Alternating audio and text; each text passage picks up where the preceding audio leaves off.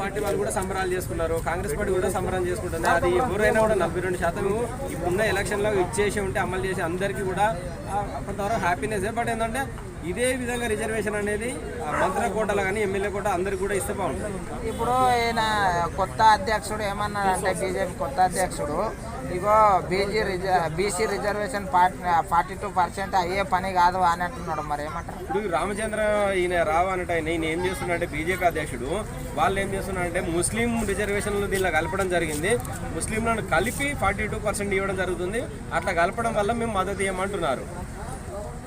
So ఇప్పుడు ఏంటంటే నేను ఏమంటున్నా వాళ్ళకు బీజేపీ వాళ్ళకు ఎక్కడ కూడా వాళ్ళకు నచ్చడం లేదు. అది అంటే వీళ్ళకు ఎప్పుడు చూసినా కులాల మతాల గురించి ఆలోచిస్తున్నారు.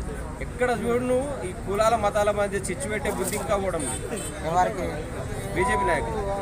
వాళ్ళు ధర్మం కోసం పోరాడుతున్నారండి. ఇప్పుడు ధర్మానికి ఏం నష్టం జరిగిందండి? ఇప్పుడు ఏం నష్టం జరిగింది ధర్మానికి? ఏం నష్టం జరిగింది ధర్మానికి? ఏం నష్టం? ఇన్ని సంవత్సరాలలో లేనిది 42% రిజర్వేషన్ వీళ్ళు ఇస్తున్నారు. అంతకంటే కదా ఇప్పుడు కొంచెం బెటర్గా ఇస్తా అంటున్నారు. అందుకే కదా ఇప్పుడు బీఆర్ఎస్ కానీ కాంగ్రెస్ కానీ మిగిలిన పార్టీలన్నీ స్వాగతిస్తున్నాయి. ఇప్పుడు వీళ్ళకేమవుతుంది?